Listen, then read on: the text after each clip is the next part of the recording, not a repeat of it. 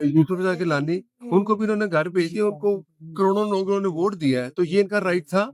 ये इनका राइट नहीं था, ये जो काम करते रहे हैं। 87 तरमीम आई है, 87 तरमीम जब बेहतर समझते हैं हम, इन जजेस को पहले चला जाना चाहिए था। जब इन्होंने मियां नवाज शरीफ सिटिंग जर्नलिज्म को घर भेजा था और ये बेंच बनाते थे, वो एजाजुल एहसन किधर गया? वो हर बेंच में बैठता था कि जहाँ मुस्लिम लीग नून का केस आएगा मैं सुनूंगा, मैं नहीं जाऊंगा। ठीक है, तो ये इन जजेस ने लोगों को इंसाफ देना था, ये पार्लियामेंटेरियन को घर भेजना था।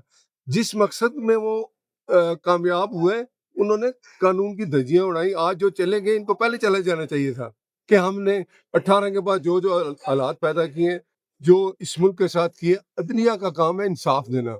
जब ये जो दो गए ना जजेस, इन्होंने बता दिया कि हम उस जमात के साथ हैं जो चली गई है, तो ये पहले चले जाते। सर जैसे आप कह रहे हैं यूसुफ रज़ा गिलानी को इन्होंने घर भेजा, तो उसके खिलाफ अदालत में कौन गया था सर?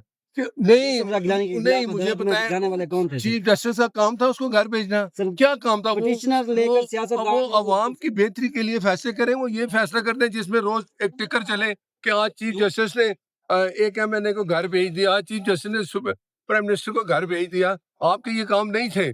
अब आप आईनी अदालत जो बनी है वो अपना काम करेगी, आप अपना काम करें। यही होता है जब आप सियासी जमात के साथ वाबस्ता होते हैं ना, तो फिर आपने कानून की धज्जियां उड़ाई। आपने सुप्रीम कोर्ट की वो हालत कर दी कि जो मुझे बताएं, एक एजाजुल एहसन जज होता था, वो हर बेंच में बैठता था। क्यों? उसको किसी ने पूछा? आज वो घर भाग गया ना, उसने इस्तीफा दे दिया, उसे चीफ जस्टिस बनना था, उसको अपने करतूतों का पता था। सर बस आखिरी बता दें, बट साहब सियासी अदम इस्तेहकाम जो है, मुआशी अदम इस्तेहकाम जो है, 87वीं तरमीम के बाद अहम सवाल ये है कि अब आम आदमी की जिंदगी जो कुछ हासिल करना चाहिए था वो पार्लियामेंट सेनेट ने कर लिया है, सदर ने दस्तखत कर दिए हैं, तो क्या आम आदमी की अब जिंदगी आसान होगी? देखिए, आम आदमी की जिंदगी जब वो वोट देता है, जिसको वो एमएनए बनाता है, जिसके बाद वो एक प्राइम मिनिस्टर बनता है, उस आम आदमी की जो फैसला होता है उसको एक चीफ जस्टिस क्यों उड़ाता है? क्यों एक बंदे को घर उसने भेज दिया? एक नहीं, 3 प्राइम मिनिस्टर घर भेजे उन्होंने।